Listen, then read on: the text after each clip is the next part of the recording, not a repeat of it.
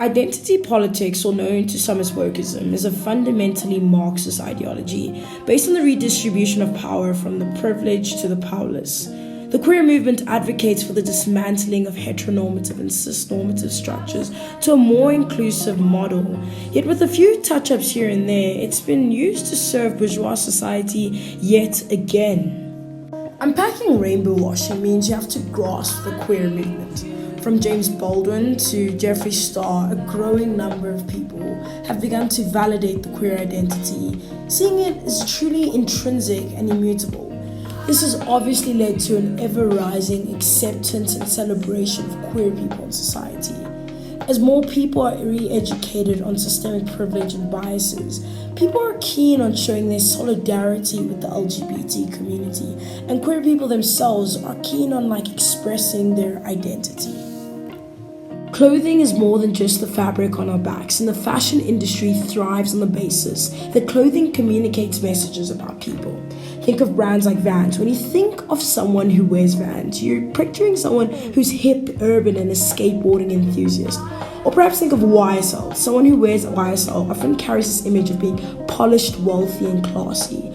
Companies manipulate this into promoting their products to represent certain images.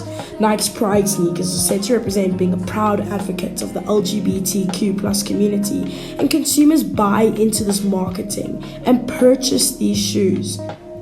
Consumerism is rampant in the clothing industry, as there's a lot of societal clout and status that can be communicated through a mere piece of fabric. Companies adapt their product to what would garner them the most profit. Hence, they only sell LGBTQ-inspired products during the month of June. Even though utterly disingenuous, the clothing industry associates their lines with self-expression and social consciousness. Now, you may be thinking my judgment is unfair or even harsh, as this is just another showcase of corporate responsibility. The thing is, these manufactured products are not a symbol of pride as they claim to be. Gerardo Bandera describes it like this: while public support of the LGBT community by organizations and companies is important in pushing visibility and creating change by social pressure, it must be used in genuine ways which go beyond marketing campaigns and public relations stunts. Not just fake to save oneself from criticism for abstention or to make a profit off a celebration or a minority group. True pride is not pocketing off LGBTQ people, but pushing real and tangible change. It is only at that point where pride lines can genuinely fulfill what they claim to represent. What are the harms in this? The first harm, and the most important harm, is that these corporations are benefiting off the profits that are generated. Most pride lines are based on the LGBTQ+ flag, right? Which is created by the LGBT community. And what happens is that people in power and people with privilege, which is these companies, benefit off the hard work of an already oppressed group, right?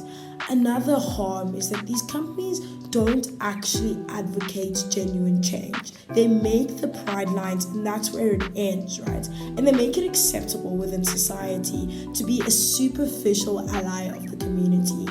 And the thing is, you can't be a superficial ally of the LGBTQ community because superficial allies don't actually advocate for genuine and tangible change within society. Another harm is that these companies actively discriminate in their hiring processes, right? And they don't necessarily hire as many LGBTQ representative individuals, right? And they also fund politicians who are transphobic, who are homophobic, who are queerphobic. And then they'll turn around and sell these pride lines or these Be True products and say that they actually care about the community. And this is the most disingenuous thing that they do. Another harm, which is also something that's really important to me, right, is that a lot of these clothing companies manufacture their clothes in queerphobic countries like Bangladesh, right? Because it's cheaper to manufacture these companies there, or these clothing there, right? And these clothing companies have a lot of controlling power in these countries because they employ a lot of people, yet they don't necessarily advocate for any change. How do we solve this problem? The idea of rainbow washing is driven by consumerism because people do not necessarily critically analyze the products they purchase and rather allow themselves to be manipulated by brands. If one were to think about brands like Gucci, whose shirts cost 500 Rand to make and are similar quality to other brands, but their selling price can go up to 30,000 Rand. I think if more people advocated for conscious consumerism, more people would be able to notice the dissonance within these brands and stop buying their products until tangible benefits to the LGBT community are realized.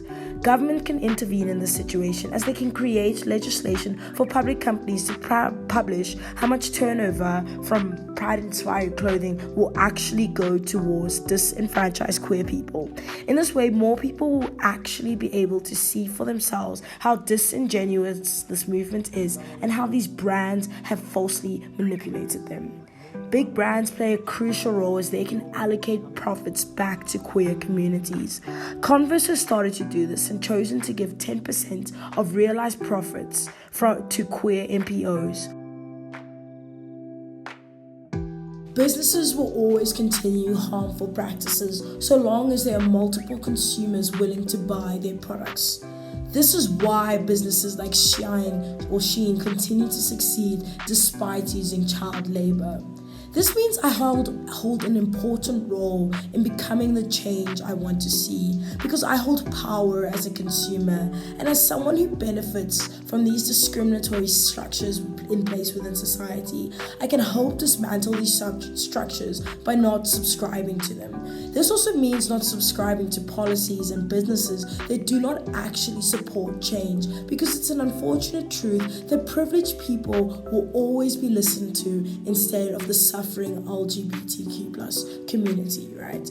Expressing my support for the queer community through expression takes a lot of work on my part. I was speaking to my queer friend once and she told me that I shouldn't buy from lines like Adidas or Nike. She reasoned that these companies are ruled by straight white men who don't actually care about people and only their bottom line. She told me I should rather buy pride lines from smaller businesses owned and run by queer people.